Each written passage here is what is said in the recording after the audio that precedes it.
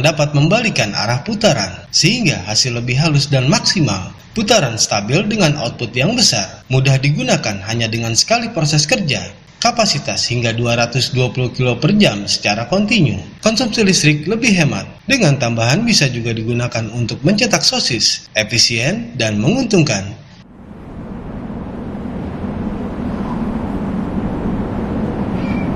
Dapatkan produk ini di toko mesin Maxindo. Bismillahirrahmanirrahim. Di kota-kota Anda. Kunjungi situs kami di www.maxindo.com. Maxindo, mesinnya pengusaha sukses.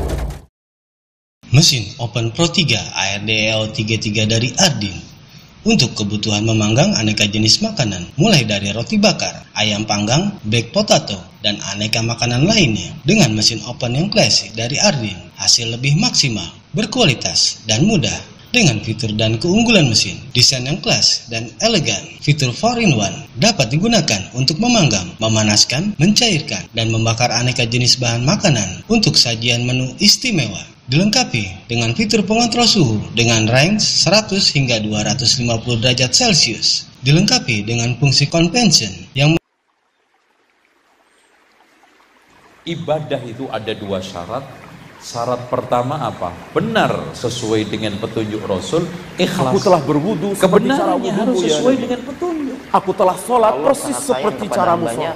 Melebihi kasih sayang ibu kepada anaknya. Ya, sangat sayang. Kalau ada ibunya, kalau ada ibu itu sangat sayang pada anaknya.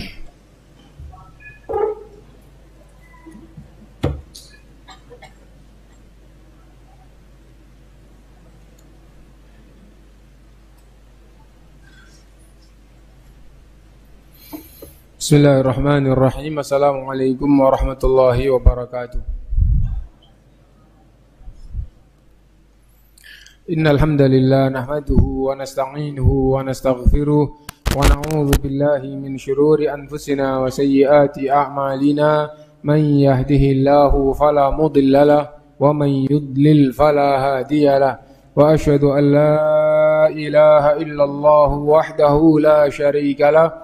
وأشهد أن محمدا عبده ورسوله يا أيها الذين آمنوا اتقوا الله حق تقاته ولا تموتن إلا وأنتم مسلمون يا أيها الناس اتقوا ربكم الذي خلقكم من نفس واحدة وخلق منها زوجها وبث منهما رجالا كثيرا ونساء واتقوا الله الذي تساءلون به والأرحام إن الله كان عليكم رقيبا يا أيها الذين آمنوا اتقوا الله وقولوا قولا سديدا يصلح لكم أعمالكم ويغفر لكم ذنوبكم ومن يطع الله ورسوله فقد فاز فوزا عظيما أما بعد فإن أصدق الحديث كتاب الله وخير الهدي هدي محمد صلى الله عليه وسلم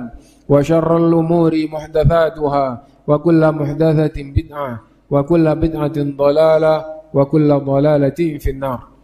Ikhwani wa akhwati rahimakumullah, alhamdulillah kita bisa melanjutkan kajian kita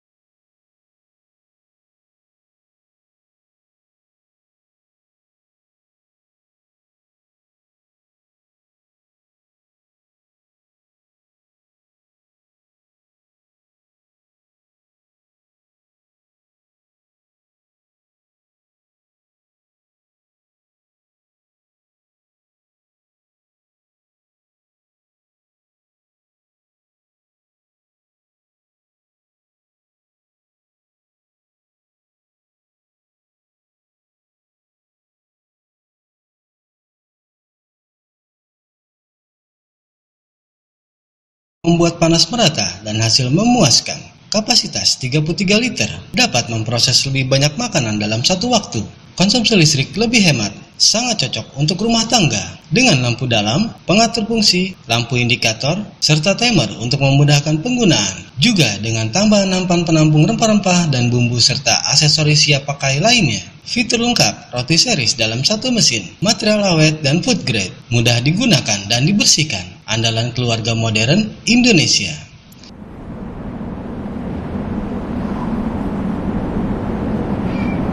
Dapatkan produk ini di toko mesin Maxindo terdekat di kota-kota Anda. Kunjungi situs kami di www.maxindo.com. Maxindo, mesinnya pengusaha sukses. Mesin pembuat sosis Maxindo tipe MKS 3V.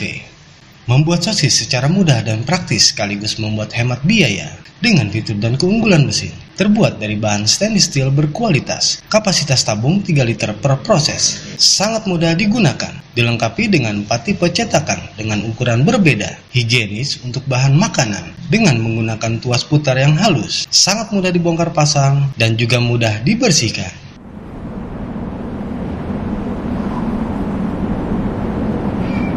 Dapatkan produk ini di toko mesin Maxindo terdekat di kota-kota Anda.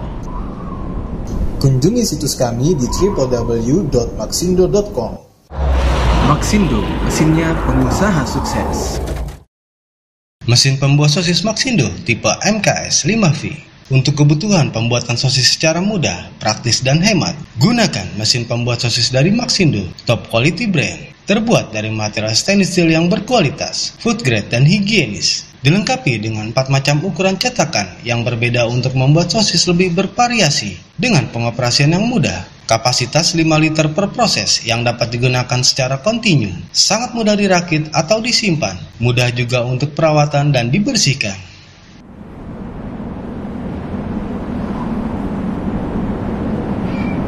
Dapatkan produk ini di toko mesin Maxindo terdekat di kota-kota Anda. Kunjungi situs kami di www.maxindo.com. Maxindo, mesinnya pengusaha sukses. Mesin cetak sosis tipe MKS 7P Maxindo untuk kebutuhan pencetakan sosis pada usaha dan produksi sosis home industry. Lebih mudah, praktis, serta hemat. Mesin terbuat dari material stainless steel berkualitas, sangat mudah digunakan dan higienis. Dilengkapi dengan 4 cetakan dengan ukuran yang berbeda. Kapasitas produksi 7 liter per proses secara kontinu. Anda bisa membuat aneka varian dan kreasi sosis sesuai keinginan. Sistem tuas manual yang smooth, desain compact yang mudah dibongkar pasang, serta mudah untuk dibersihkan. Investasi usaha yang menguntungkan. Dapatkan produk ini di toko mesin Maxindo terdekat di kota-kota Anda. Kunjungi situs kami di www.maxindo.com. Maxindo, mesinnya pengusaha sukses. Mesin cetak sosis vertikal tipe MKS 10P dari Maxindo. Mau membuat sosis dengan cara mudah untuk keperluan bisnis atau home industry dengan mesin cetak sosis vertikal tipe MKS 10P dari Maxindo. Kinerja efisien, lebih mudah dan menguntungkan. Dengan fitur dan keunggulan, mesin terbuat dari bahan full stainless steel, awet dan higienis untuk food processing. Dilengkapi dengan 4 jenis cetakan dengan ukuran berbeda. Bisa membuat sosis dengan bermacam variasi yang diinginkan. Mudah digunakan dengan sistem tuas manual yang smooth. Kapasitas per proses hingga 10 liter secara kontinu. Mudah untuk dibongkar pasang. Cocok untuk segala konsep usaha. Telah banyak digunakan oleh para pengusaha sosis Indonesia.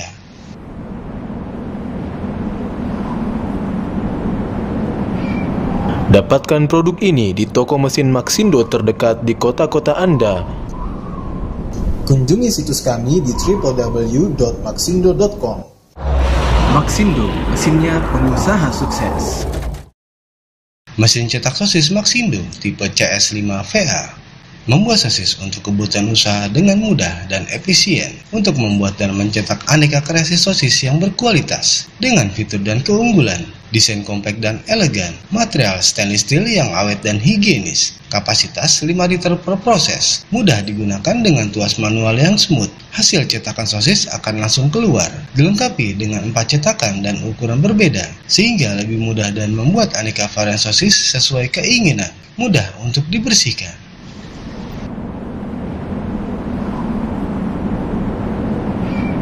Dapatkan produk ini di toko mesin Maxindo terdekat di kota-kota Anda. Kunjungi situs kami di www.maxindo.com. Maxindo, mesinnya pengusaha sukses. Mesin susu kedelai plus pemasak gas MKS SKD 200 dari Maxindo. Ambil peluang usaha produksi minuman sehat susu kedelai dengan produksi yang lebih praktis dan pastinya menguntungkan. Dengan fitur 2-in-1 yang membuat produksi jadi lebih efisien, mengekstrak dari sari kedelai sekaligus memasak hingga jadi produk susu kedelai siap minum.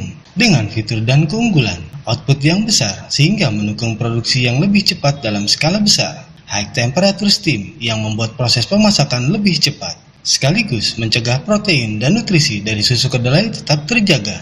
Dilengkapi dengan sistem pengisian air yang praktis, pengoperasian tidak berisik, operasional praktis hanya dengan sekali kerja. Bodi dari material stainless steel yang kokoh dan food grade. Kapasitas produksi hingga 40 liter dalam 30 menit secara kontinu. Hemat energi, investasi usaha yang menguntungkan.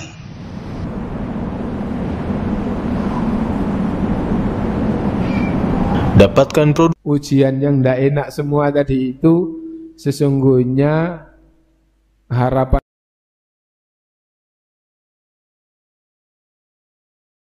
sangat besar bagi orang yang menempuh jalan yang benar, karena itu diakhiri wa basyiris sabirin alladzina idza asabathum musibah qalu inna lillahi wa inna ilaihi raji'un. Intinya bahwa ujian itu suatu kepastian. Walanabluwannakum, dan sungguh akan kami uji kalian. Fi amwalikum wa anfusikum, baik dalam hal harta kalian maupun jiwa kalian. Wala tasma'unna minal ladzina utul kitaba min qablikum, dan sungguh kalian akan mendengar dari orang-orang ahli kitab sebelum kalian, dan ini juga ujian.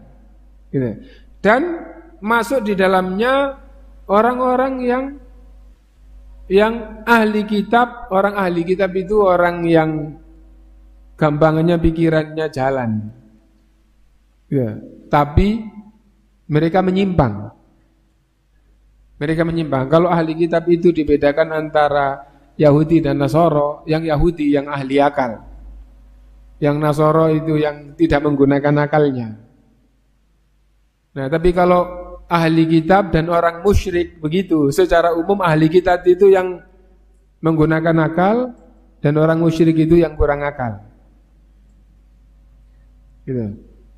Nah, jadi itu, karena itu orang yang ahli kitab itu yang menonjol, gitu, ketika digandengkan dengan orang musyrik. Yang menonjol itu adalah mereka itu orang yang berilmu. Seperti Mu'adz bin Jabal diutus ke Yaman oleh Rasulullah SAW. Rasulullah SAW berkata, innaka ta'ti qauman min ahlil kitab. Nah, itu salah satu faedahnya, yang kamu datangi bukan orang-orang yang tidak berilmu, tapi orang yang berilmu. Nah, itu. Nah, kamu akan mendengar dari, karena itu maka meskipun bukan orang kafir, tapi jejaknya seperti itu, maka kamu akan mendengar, wahai orang yang agamanya benar, dari orang-orang yang menempuh jejak orang-orang seperti itu. Dan itu luar biasa. Ya. Wa minal ladzina asyraku, dan juga kamu akan mendengar dari orang-orang musyrik adzan katsira, gangguan yang menyakitkan yang berbagai macam. Wah, dan dakwah ya, yang betul-betul berusaha mengajak kembali kepada Quran dan Sunnah, merasakan ya, seperti itu. Dari luar maupun dari sesama muslim yang menempuh jejak mereka itu. Wa in tasbiru, dan jika kalian bersabar. Nah, ini penting. Ulama Ahlus Sunnah memberikan penjelasan sabar itu di dalam 3 hal. As-sabru fi ta'atillah, was-sabru an maksiatillah, was-sabru ala aqdarillahil mu'limah. As-sabru fi ta'atillah, sabar dalam menjalankan ketaatan kepada Allah. Was-sabru an maksiatillah, dan sabar meninggalkan larangan Allah. Dan yang ketiga as-sabru ala aqdarillahil mu'limah, sabar membawa beban takdir Allah yang menyakitkan atau yang memberatkan. Nah, sabar dalam 3 hal. Dan makna sabar itu seperti apa? Ya, sabar itu maknanya faham. Faham dengan hatinya, dengan jiwanya, bahwa yang dihadapi itu adalah ketetapan dari Allah. Faham ini dari Allah. Meskipun zahirnya itu kezaliman orang, tadi sudah kita contohkan, bisa jadi sebabnya secara zahir sebab kezaliman orang. Meskipun begitu, orang yang sabar akan berpemahaman ini ketetapan Allah sebagai ujian. Nah, jadi itu. Saya salah apa?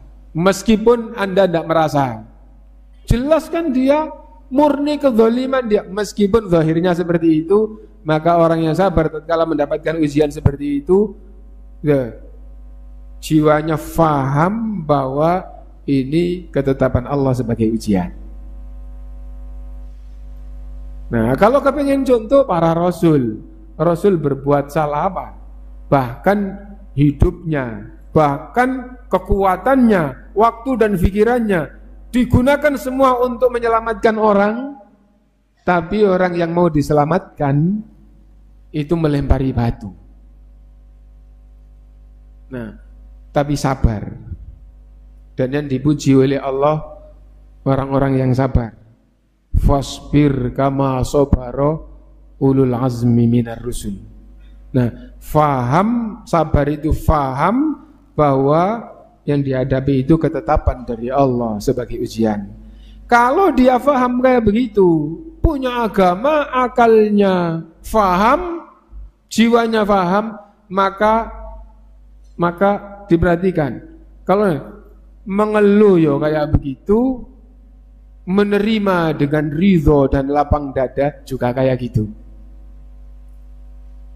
Ya, marah juga kayak gitu, yang dihadapi, menerima dengan ridho dan lapang dada, yang dihadapi juga itu. Kan tidak bisa ditarik. Misalnya begini, diuji sakit, apapun sebabnya, akhirnya cacat, apapun sebabnya. Tadi itu sebab itu bisa ada, secara global ada 3 ya. Karena murni gitu.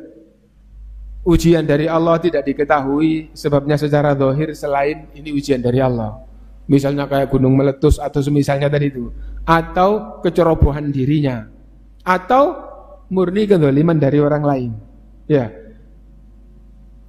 Nah, terus akhirnya betul-betul sudah cacat, kan tidak bisa ditarik kembali. Oh, saya mundur ke tahun kemarin, saya nggak cacat, nggak bisa kan? Nah, karena itu faham bahwa ini ujian dari Allah, maka marah ya tambah hatinya sakit, mengeluh nggak dapat apa-apa, akhirnya pasti orang yang faham itu akhirnya menerima dengan lapang dada dan ridho atas ujian ini. Itu sabar ya. Lah kalau sudah ridho menghadapi ujian, nah maka petunjuk di dalam Islam yang masuk itu muncul. Bagaimana? Sesungguhnya itu akan diganti oleh Allah dengan yang lebih baik di dunia maupun di akhirat. Akhirnya muncul penuh harap kepada Allah, balasannya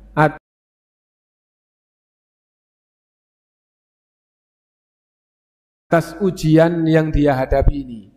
Ya. Muncul harapan-harapan kepada Allah SWT.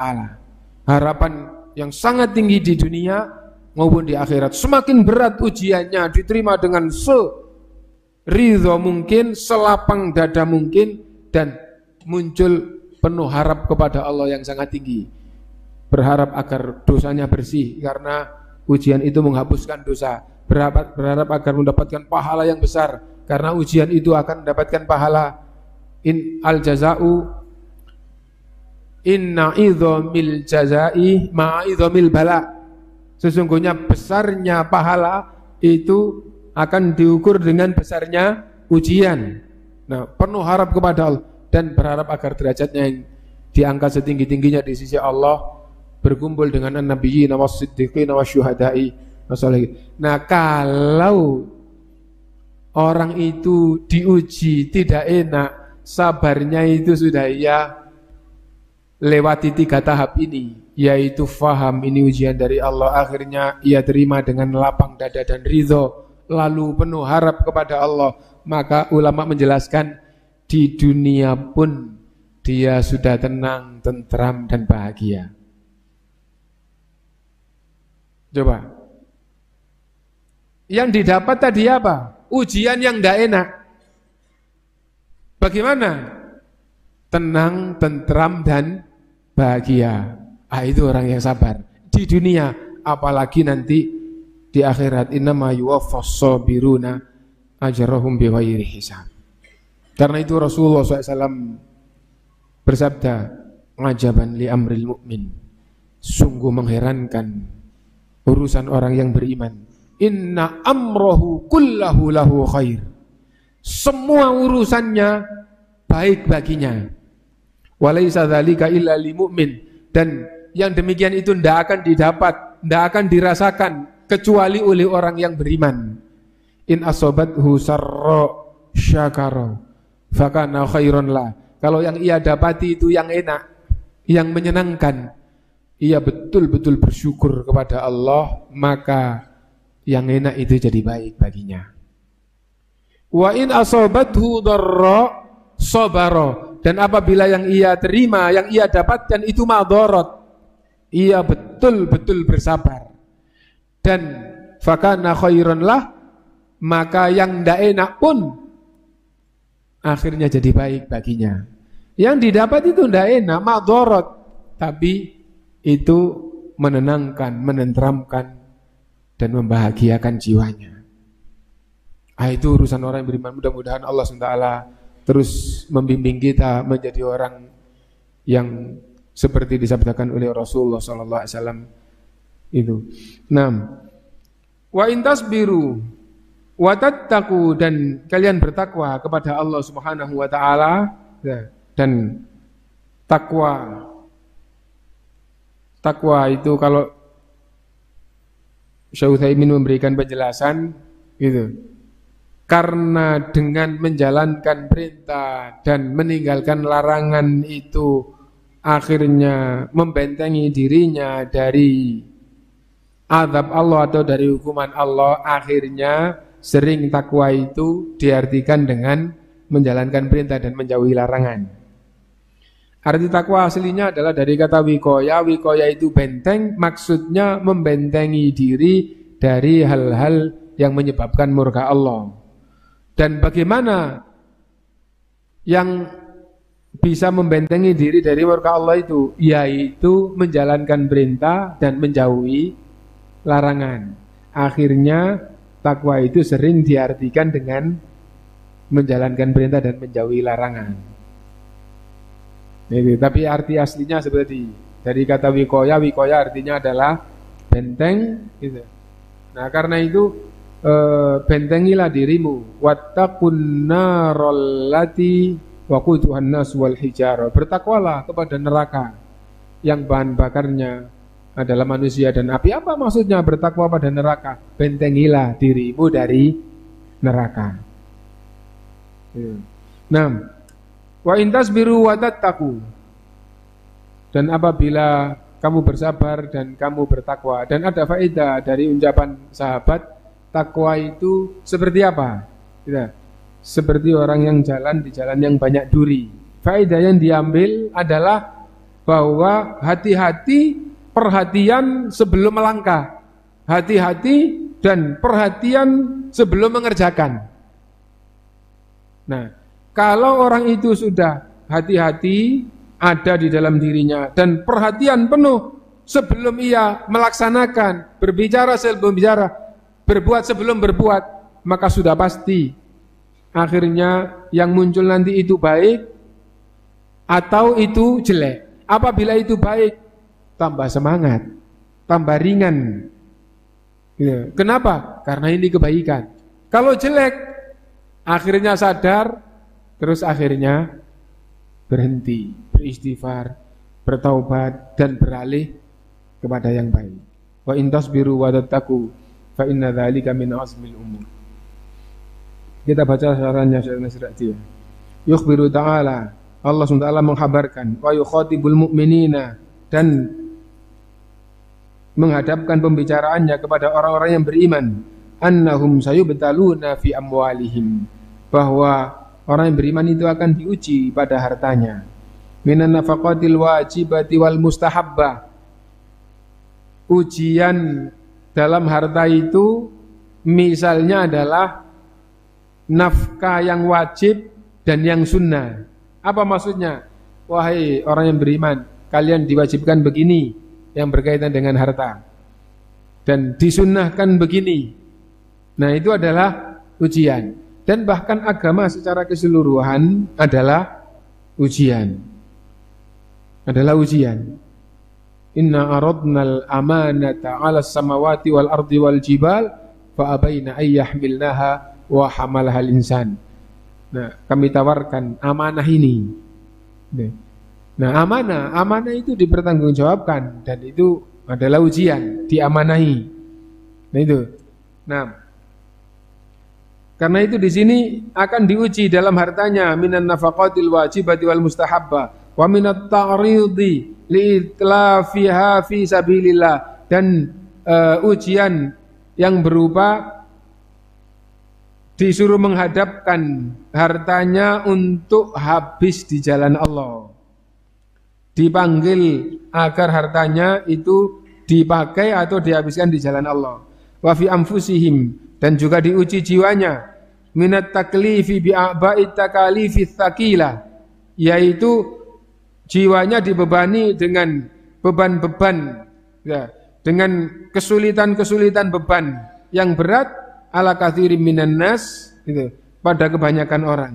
Kal jihad fi sabilillah, misalnya jihad fi sabilillah, wa ta'arrudi fihi lita'ab, gitu, dan hal-hal yang menghadapkan dirinya menjadi lelah, wal qatl, gitu, dan pembunuhan, wal asr, dan akhirnya nanti ditawan, wal jiro, dan luka, wakal amradil lati tusibuhu fi nafsihi, dan juga termasuk ujian yang bukan jihad fisabilillah, maksudnya bukan perang, adalah misalnya diuji sakit yang menimpa kepada dirinya, sakit apapun, gitu.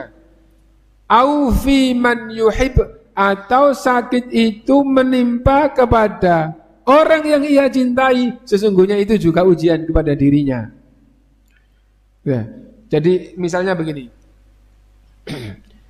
Salah satu di antara kalian seandainya ada yang diuji sakit, sesungguhnya orang yang mencintai kalian itu ikut diuji.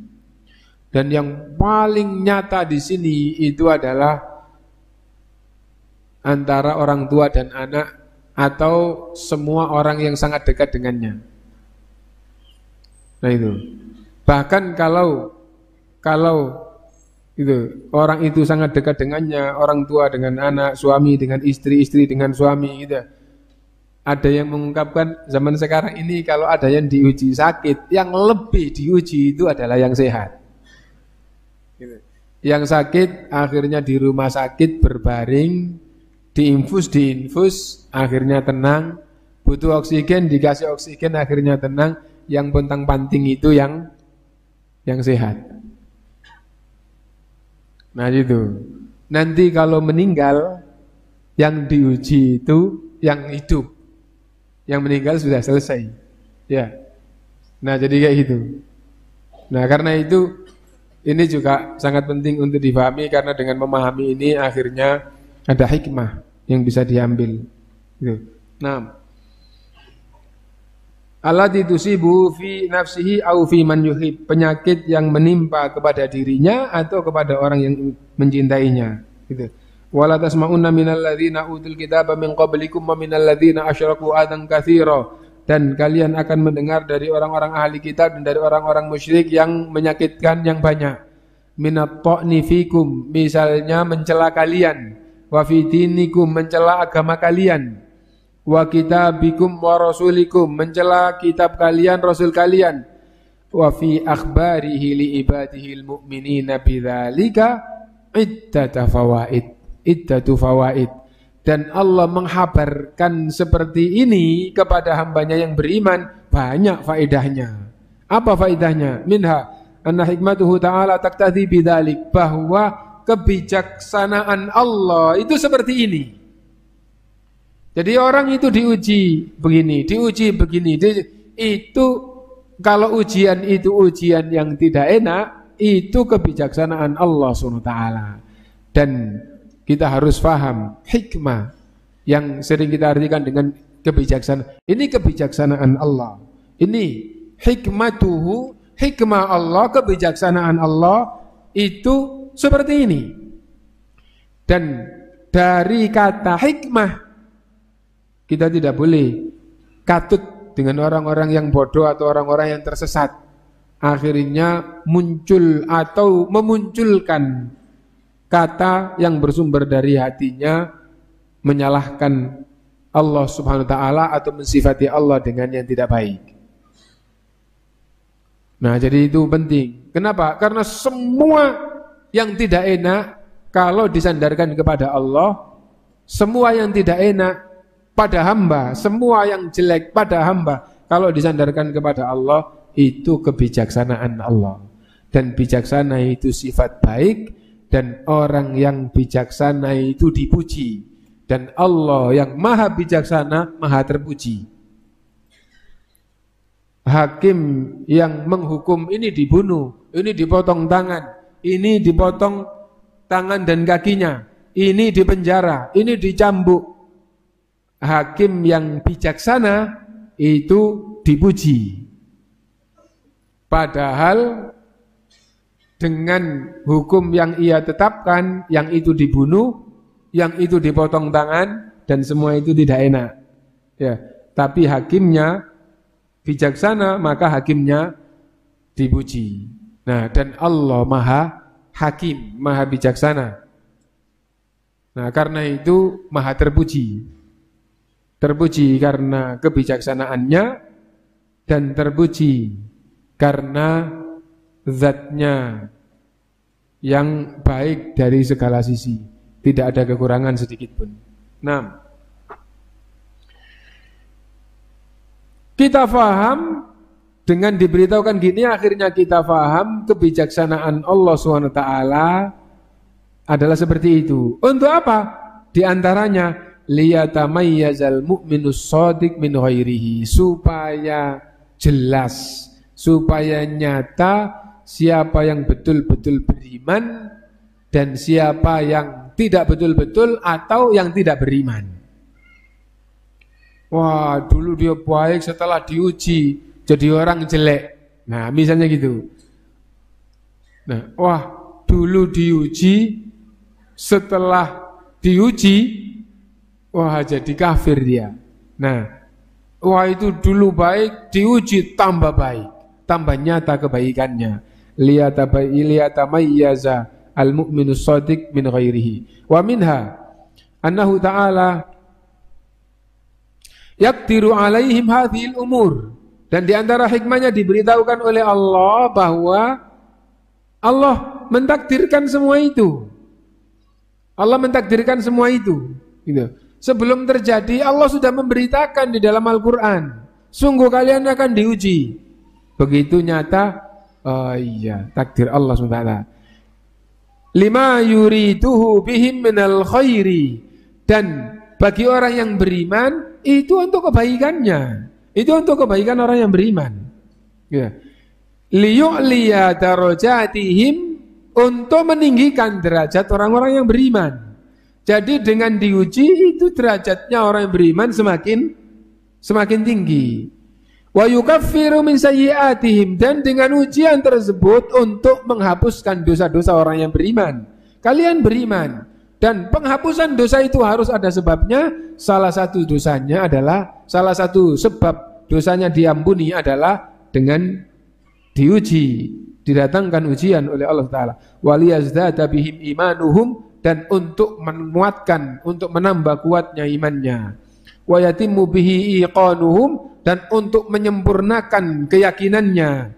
Wa innahu idza akhbarahum bidzalika wa waqa'a kama akhbar, dan tatkala ia tahu telah diberitakan seperti itu di dalam Al-Qur'an, lalu pada waktunya betul-betul terjadi, maka sesuai dengan yang difirmankan Allah, qalu hadza ma wa'adanallahu wa rasuluhu wa sadaqallahu wa rasuluhu.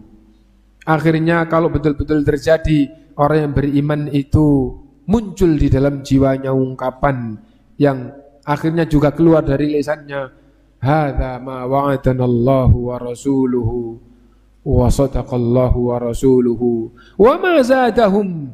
Dan ujian yang menyulitkan, menyakitkan, yang memberatkan itu tidak menambah apapun bagi orang seperti itu, illa imanan wa taslima, kecuali semakin bertambah imannya. Tidak menambah apapun kecuali bertambah imannya dan bertambah pasrahnya kepada Allah Subhanahu wa ta'ala. Wa minha annahu akhbarahum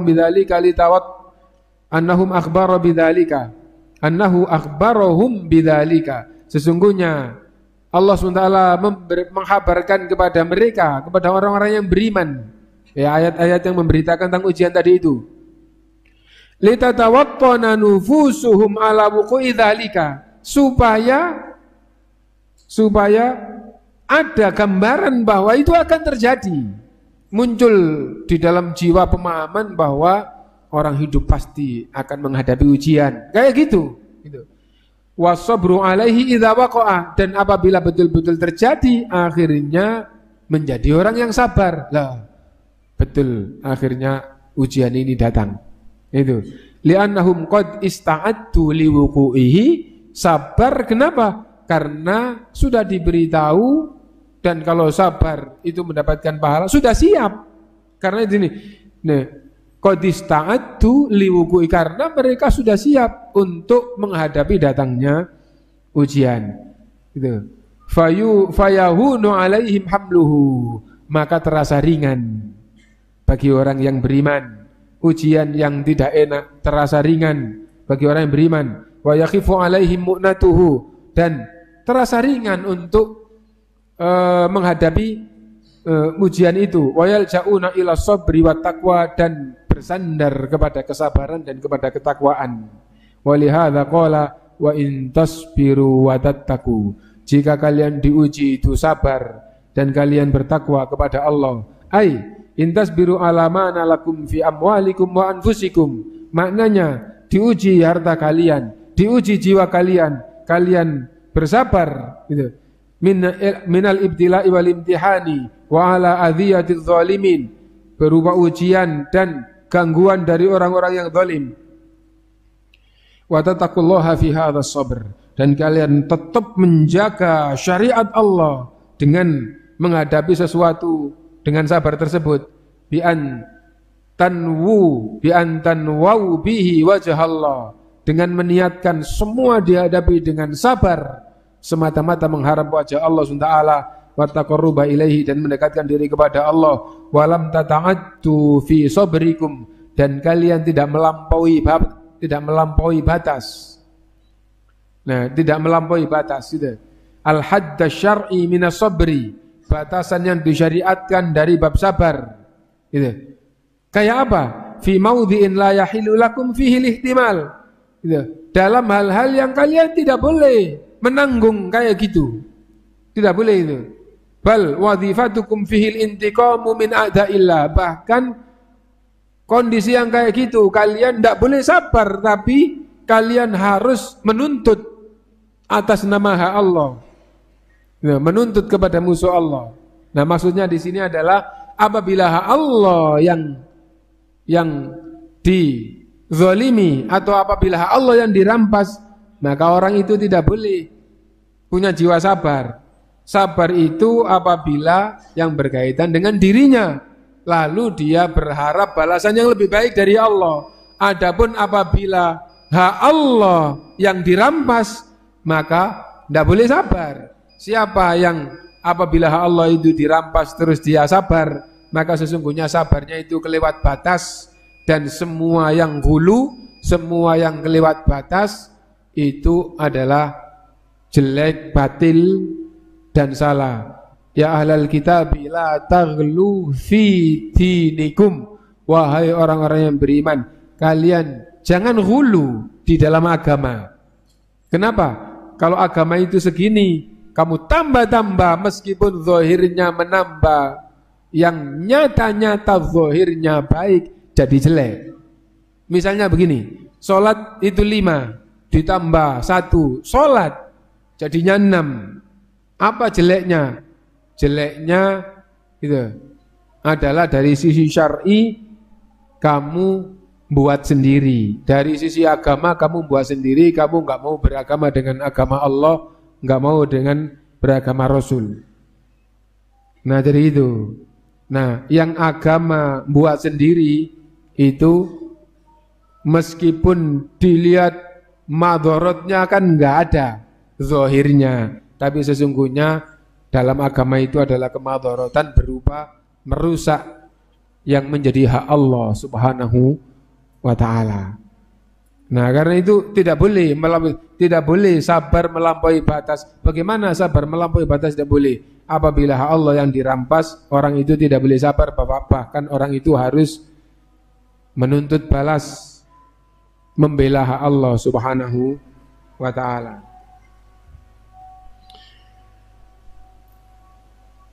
Fa inna dzalika min azmil umur. Kalau kalian bisa bersabar dengan benar, tidak melampaui batas, maka sungguh itu adalah perkara yang sangat mulia.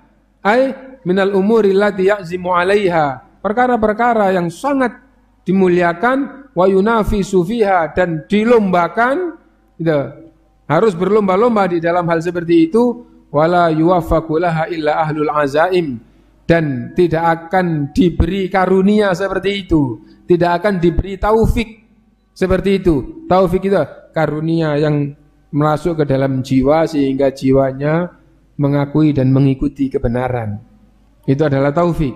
Tidak akan ada yang bisa mendapatkan taufik seperti itu illa ahlul azaimi wal himam, kecuali orang-orang yang azimahnya, yang himmahnya sangat kuat, keinginannya terhadap kebaikan sangat kuat, al-aliyah yang sangat tinggi, kama qala ta'ala wa ma yulaqqaha, dan tidak akan mendapatkan yang utama kayak gitu. Tidak akan bisa jiwa betul-betul faham sehingga menerima musibah atau ujian yang berat itu dengan lapang dada dan ridho, dan yang muncul adalah penuh harapnya kepada Allah. Wa ma yulaqqaha, tidak akan menemui hal seperti itu illal ladzina sabaru, kecuali orang yang sabar. Wa ma yulaqqaha illa dzu hazzin azim, dan tidak akan mendapatkan seperti itu kecuali orang-orang yang dzu hazzin azim, orang yang memperoleh karunia yang sangat besar.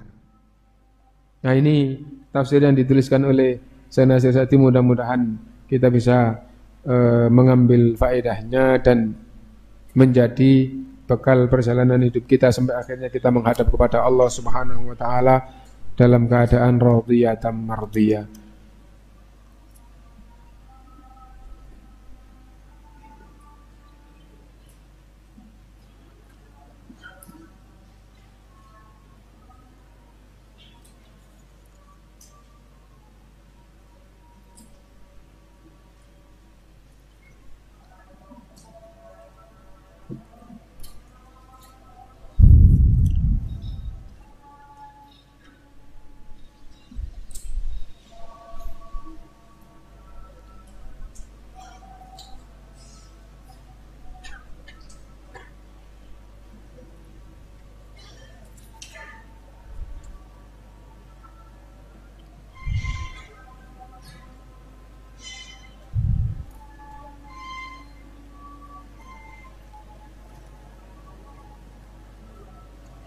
Ini ada pertanyaan yang berkaitan dengan ilmu ya.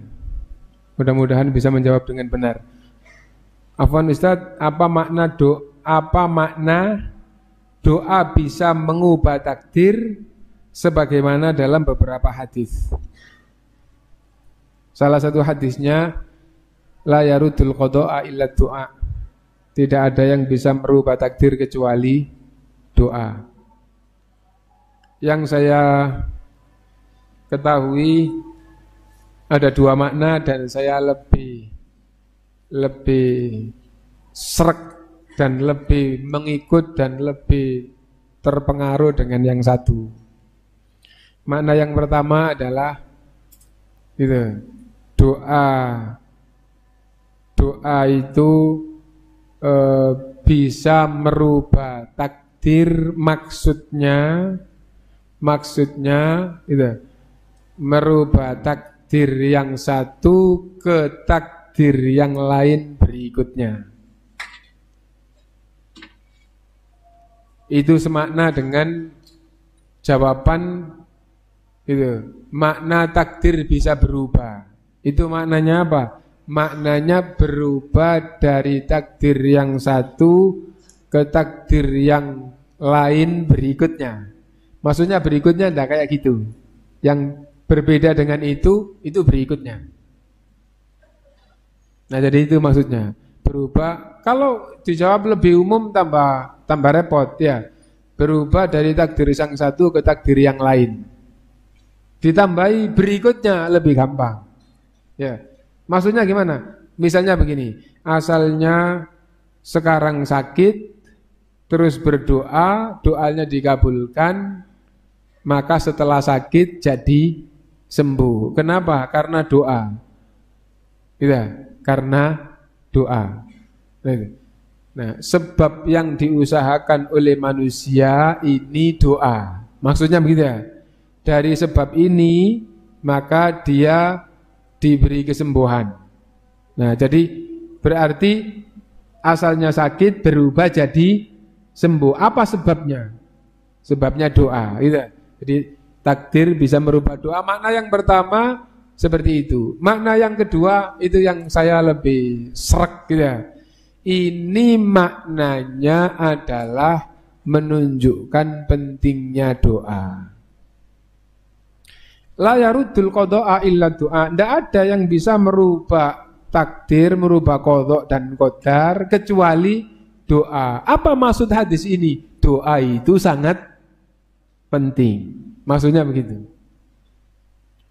Adapun takdir di Lauhul Mahfuz, takdir yang ditulis oleh kolam takdir am, itu tidak ada satupun ulama yang berkata bisa berubah. Karena hadisnya sudah jelas, rufi'atil aqlamu wajaffatis suhuf. Pena catatan takdir am itu sudah diangkat, sudah tidak nulis lagi. Wajaffatis suhuf, lembaran catatan takdir sudah kering, maksudnya sudah tidak bisa berubah. Nah, jadi kayak gitu. Nah, lalu contoh gitu ya.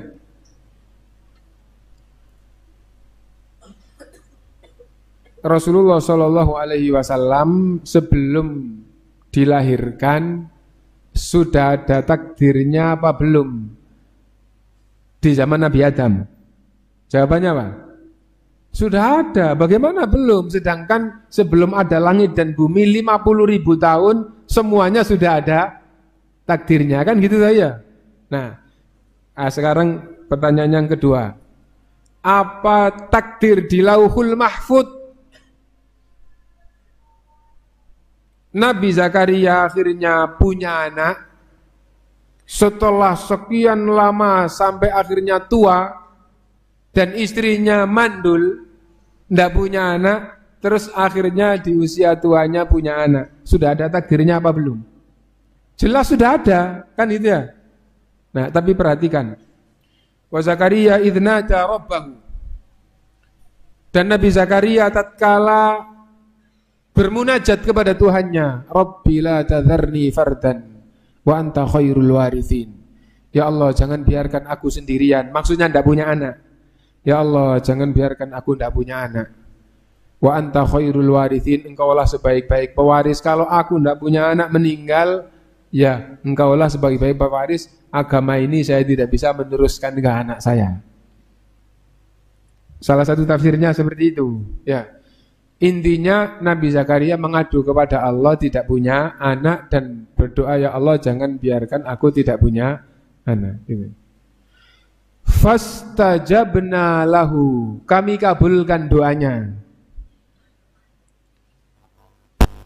Berarti berdoa terus dikabulkan. Fastajabna lahu. Fastajabna lahu. Gimana kelanjutannya? Fastajabna lahu wa wahabna lahu Yahya. Dan kami karuniai dia anak bernama Yahya. Wa aslahna lahu zauja. Loh, istrinya mandul. Bagaimana mungkin bisa punya anak? Wa aslahna lahu zauja. Meskipun mandul kami perbaiki. Allah SWT memperbaiki istrinya. Nah, intinya bahwa doanya dikabulkan. Akhirnya Nabi Zakaria di awal surat Maryam ya, kalau nggak salah itu mengadu kepada Allah, Rabbi inni wahanal azmu minni wasta'ala ra'su syaiba. Ya Allah, tulang punggung ini sudah lemah. Tulang punggung itu sudah lemah. Itu ada ustadz yang memberikan, ada ahli kesehatan yang memberikan penjelasan gitu ya. Saya dengar saja gitu ya. Kalau tulang punggung itu sudah lemah, laki-laki itu tidak bisa berfungsi sebagai laki-laki. Gitu ya.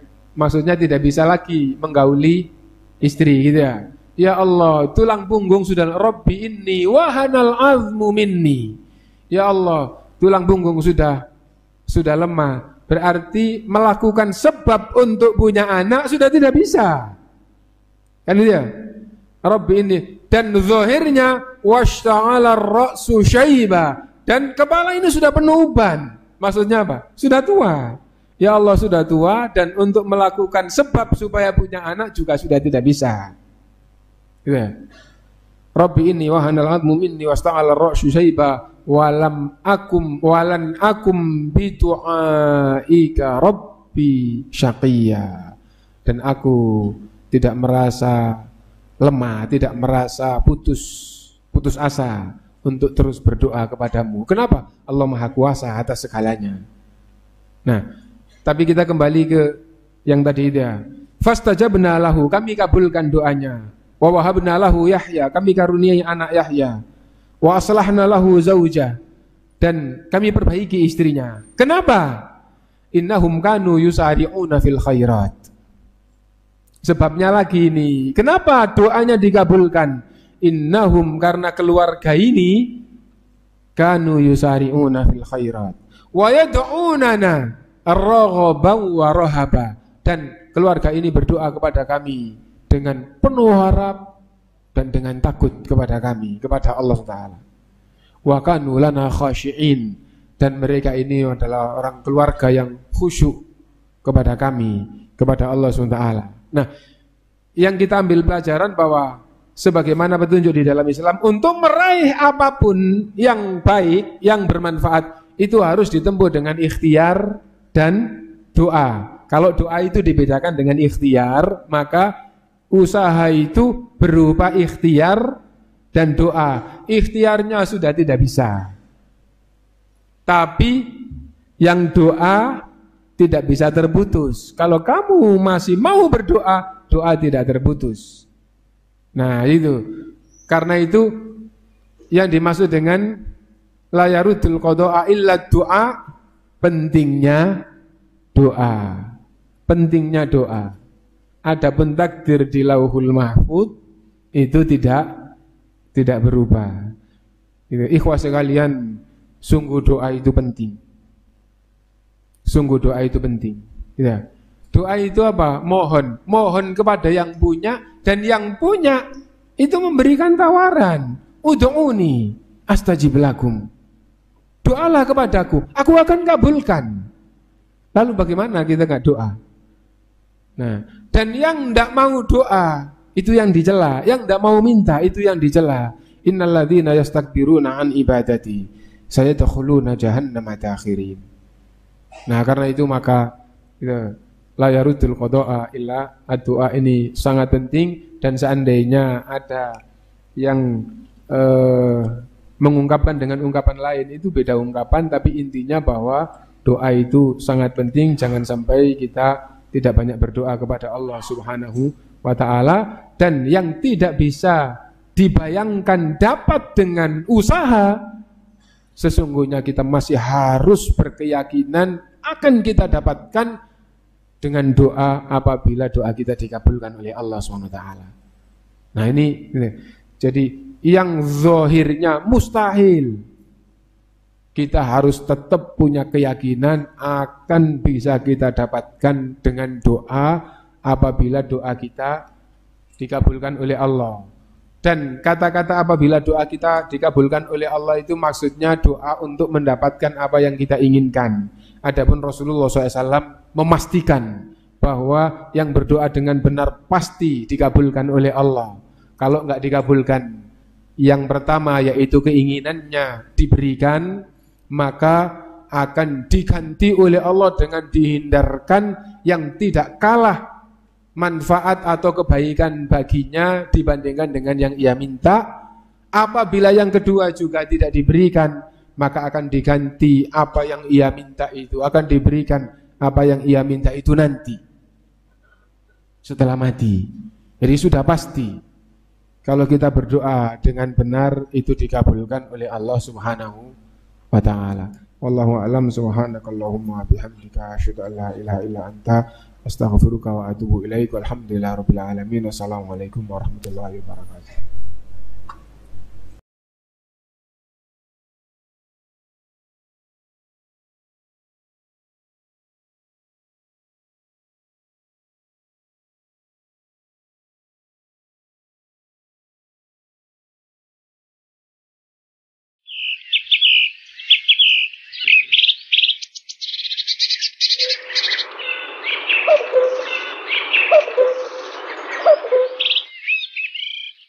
Problema dan beban hidup selalu menghiasimu. Membaca Al-Quran akan menenteramkan hati, menguatkan iman, dan menyembuhkan penyakit. Ala bidzikrillahi tatma'innul qulub. Kini kami hadirkan untuk kaum muslimin Al-Quran Saku cetakan asli Madinah Munawwaroh dengan ukuran 8,5 x 11 cm dan ringan, akan memudahkan Anda untuk membawanya kemanapun. Pesan sekarang dengan jaminan asli cetakan Madinah. Hubungi Niaga Store di 0852 3240 6239. Jadikan hari-hari Anda selalu bersama Al-Quran. Dapatkan segera panduan praktis membaca kitab bahasa Arab selangkah demi selangkah.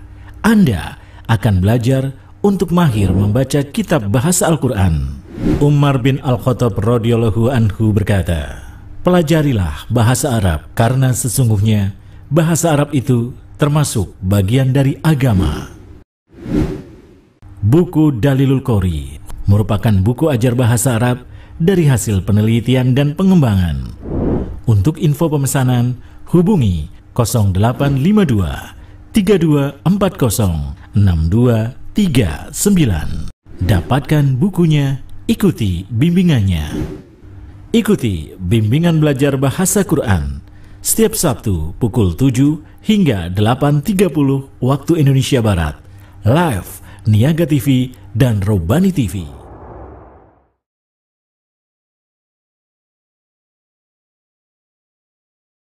Bismillahirrahmanirrahim.